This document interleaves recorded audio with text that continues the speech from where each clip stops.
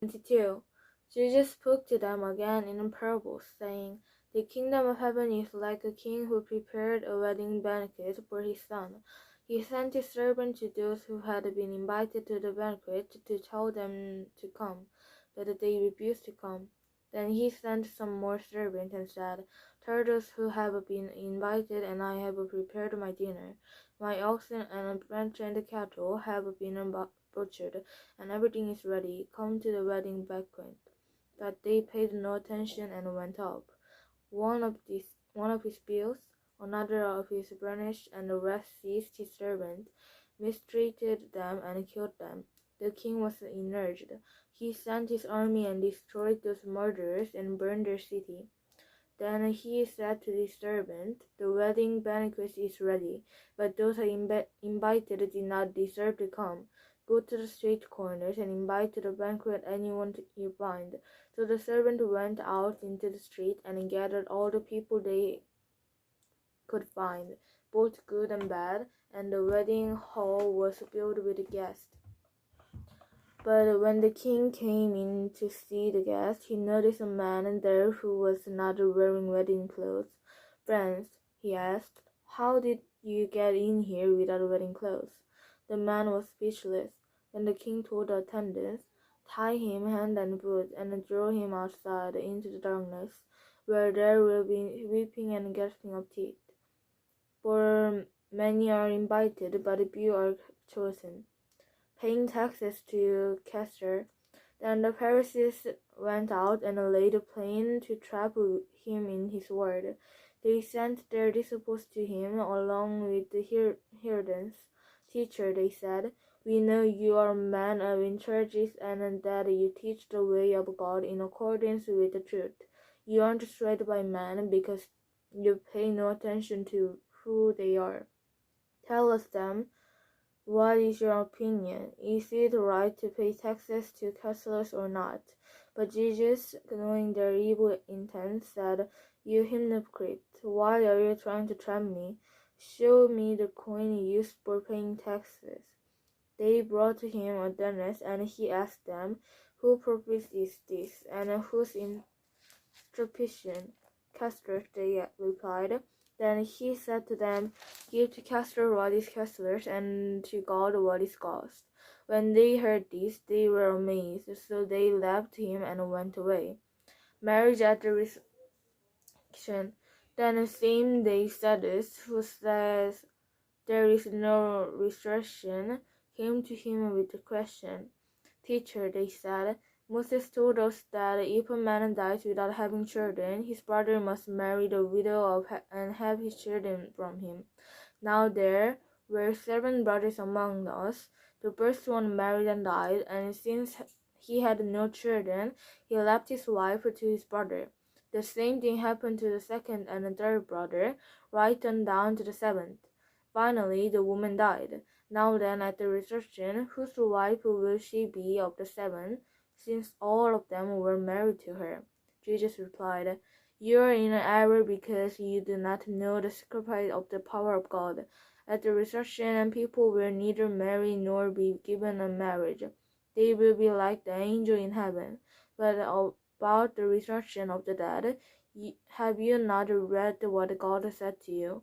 I am the God of Abraham, the God of Isaac, and the God of Jacob. He is not the God of the dead, but the living. When the crowd heard this, they were astonished at his teaching. The greatest commandments. Hearing that Jesus had sliced the Sadducees, the Pharisees got together. One of them, an expert in the law, tested him with this question. Teacher, which is the greatest commandment in the law? Jesus replied, Love the Lord your God with all your heart and with all your soul and with all your mind. This is the first and the greatest commandment. And the second is like it. Love your neighbor as you love yourself. All the law and the prophets hang on these 2 commandments, whose son is Christ. While the Pharisees were gathered together, Jesus asked them, What do you think about the Christ? whose son is here, the son of David? They replied. He said to them, How is it then that David, speaking at the Spirit, calls him Lord? For he says, The Lord said to my Lord, Sit at my right hand until I put my enemies under your feet. If then David calls him Lord, how can he be his son? No one can say a word in reply, and from that day no one who dared to ask him any more questions. 7 wolves. 23rd. Then Jesus said to the crowd and to his disciples, The teacher of the law and the Pharisees sit in Moses' seat. So you must obey them and do everything they tell you, but do not do what they do, for they do not practice what they preach. They tie up heavy ropes and put them on men's shoulders, but they themselves are not willing to lift a finger of move them. Everything they do is done for men to see. They make their whiskers wide and tassels of the garments long. They love the place of honor of the banquets and the most important seats in the synagogues. They love to be greeted in the marketplaces and to have a man call them Rabbi. But you are not to be called Rabbi, for you have only the Master, and you are all brothers.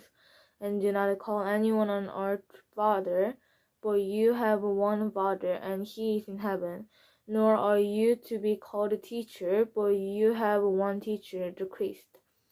The breakfast among you will be your servant, for whoever exalts himself will be humbled, and whoever humbles himself will be exalted. Woe to you, teacher of the law and perilous, the hypocrite! You shut the kingdom of heaven in men's faces.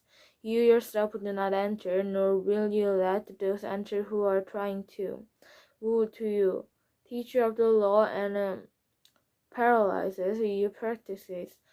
You travel over land and sea to win a single convert, and when he comes on, you make him twice as much a son of hell as you are. Who to you, blind guides? You say, if anyone swears by the temple, it means nothing. But if anyone swears by the gold of the temple, he is bound by his oath. You blind bulls! Which is greater, the gold or the temple that makes the gold scared? And also say, if anyone swears by the altar, it means nothing. But if anyone swears by the gift on it, he is bound to his oath. You blind man! Which is greater, the gift or the altar that makes the gift scared? Therefore, he who swears by the altar swears by it and by everything on it. And he who swears by the temple swears by it and by the one who dwells in it. And he who swears by heaven swears by God's throne and by the one who sits on it. Who to you, teacher of the law and the perilous, to hypocrite! You give a tenth of your species, mint, drill, and comment, but you have neglected the more important matter of the law, justice, mercy, and faithfulness. You should have practiced the latter without neglecting the former. You blind guides! You strain out a gannet but swallow a camel. Who to you, teacher of the law and perilous, you hypocrite! You clean the outside of the cup and dish, but inside they are full of greed and self-interest. Blind perilous! First clean the inside of the cup and dish, and then the outside also will be clean. Woe to you, teacher of the law and perilous, you hypocrite! You are like whitewashed tombs, which look beautiful on the outside, but on the inside are full of dead man's bone and everything unclean. In the same way, on the outside you appear to people as righteousness, but on the inside you are full with hypocrisy and wickedness. Woe to you, teacher of the law and paralyzed, you hypocrite! You build homes for the profit of the decorate and the grave up to righteousness, and you say, if we have lived in the days of for our forefathers, we would not have taken part with them in shedding the blood of the prophets. So you testify against yourself that you are the descendants of those who murdered the prophets. Fill up then the measure of the sin of your forefathers. You snake, you blood of vipers, how will you escape being commanded to hell? Therefore I am sending you prophets and wise men and teachers. Some of them you will kill and sacrifice, others you will flog in your synagogues and purge from town to town. And so upon you will come all the righteous blood that has been shed on earth, from the blood of righteousness able to be whom you murdered between the temple and the altar. I tell you the truth, all this will come upon this generation. O Jerusalem, Jerusalem, you who killed the prophets and stoned those sent to you, how often I have longed to gather your children together, as hen gathers her chicks under her wings, but you were not willing. Look, your house is left to you desolated. For I tell you, you will not see me again until you say, Blessed is he who comes in the name of the Lord. Signs of the end of the age. 24. Jesus left the temple and was walking away when his disciples came up to him to call his attention to its buildings. Do you see all these things? He asked. I tell you the truth, not one stone here will be left another. Every one will be thrown down. As Jesus was sitting on the Mount of Olives, the disciples came to him privately. Tell us, they said, when will this happen, and what will be the sign of your coming and on the end of the age? Jesus answered, Watch out that no one deceives you, for many will come in my name, claiming I am the Christ, and will deceive many. You will hear the words of rumors of the war, but see to it that you are not alarmed. Such things must happen, but the end is sure to come. Nation will rise against nation, and kingdom against kingdom. There will be families and earthquakes in various places. All these are the beginning of the birth pangs. Then you will be handed over to the prisoner and put to death, and you will be hated by all nations because of me. At that time many will turn away from the faith and will betray and hate each other, and many false prophets will appear and deceive many people, because of the increase of the wickedness. The love of most will grow cold, but he who stands firm and the end will be saved. And this gospel of the kingdom will be preached into the whole world as a testimony to all nations, and then the end will come. So when you see standing in the holy place the abomination that causes devastation spoken of through the prophet Daniel, let the readers understand. Then let no one in the field of his house go down to take anyone out of the house. Let no one in the field go back to get his cloak. How dreadful it will be in those days for pregnant women and nursing mothers. Pray that your fight will not take place in winter or on the Sabbath, for then there will be great distress, unequaled from the beginning of the world until now, and never to be equaled again. If those days had not been cut short, no one would survive, but for the sake of the elect, those days will be shortened. At that time, if anyone says to you, Look, here is the Christ, or there he is, and do not believe it. For false Christ and false prophets will appear and perform great signs and miracles to deceive even the elect, if that were possible. See, I have told you ahead of time. So if anyone tells you, There he is, out of his desert, do not go out. Or, here he is, in the inner room, do not believe it.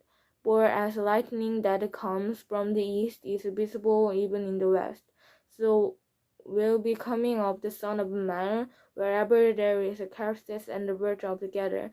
Immediately after the distress of those days, the sun will be darkness, and the moon will not give its light, and the stars will fall from the sky, and the heavenly bodies will be shaken. At that time, the sign of the Son of Man will appear in the sky, and all the nations of the earth will mourn. They will see the Son of Man coming on the clouds of the sky, with a power and great glory, and he will send his angels with a loud trumpet call, and they will gather his elect from the four winds, from one end of the heaven to the another. Now learn this lesson from the fig tree. As soon as the twig gets tender and its leaves come out, you know that summer is near. Even so, when you see all these things, you know that it is near, right at the door. I tell you the truth, the generation will certainly not pass away until all these things have happened. Heaven and earth will pass away, but my words will not pass away. The day and hour unknown. No one knows about that day or hour, not even the angel in heaven, nor the Son, but only the Father. As it was in the day of Noah, so it will be at the coming of the Son of Man. For in the days before the flood, people were eating and drinking, marrying and giving in marriage. Of the day Noah entered the ark, and they knew nothing about what would happen until the flood came and took them all away. That is how it will be at the coming of the Son of Man. 2 men will be in the field, one will be taken and the other left. 2 women will be grinding with a hand mill, and will be taking the other left. Therefore, keep watch, because you do not know on what day your Lord will come. But understand this, if the owner of the house had known at what time of the night the thief was coming, he would have kept watch and would not have let his house be broken into. So you also must be ready, because the Son of Man will come at an hour when you do not expect him. Who then is faithful and a wise servant, whom the master has put in charge of the servant in his household to give them their food at the proper time? It will be good for the servant whose master finds him doing so when he returns. I tell you the truth, he will put him in charge of all the possession. But suppose that a servant is wicked and says to him, "My master is staying away a long time," and he then begins to beat his fellow servants and to eat and drink with the drunkards. The master of that servant will come on the day when he does not expect him, and at hour he is not aware of. He will cut him to pieces and assign him a place with the hypocrite, where there will be weeping and gasping of teeth.